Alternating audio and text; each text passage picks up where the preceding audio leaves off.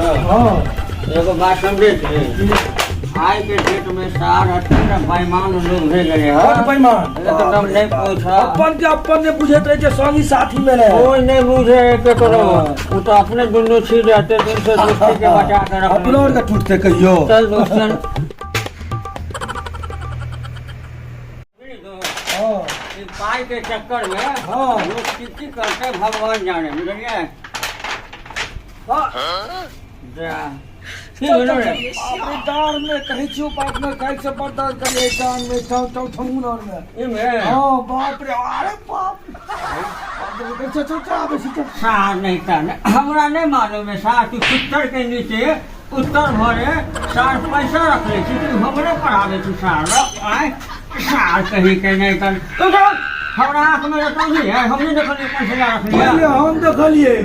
ये पर मुंह कान फाड़ देबो कहलियो ने, सबसे पहले हम देखलिए। हम देखलिए तब हम देखलिए। पहले हम देखलिए।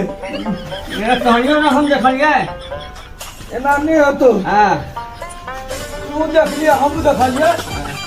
यो एक काम करो ना, हाँ आधा आधा बाइक के दे हमरा। अच्छा आप देख लेंगे ना बात तू। हाँ हाँ आधा तू ले ले, आधा हम ले ले। की एक नंबर कोनो झगड़ा नहीं। ले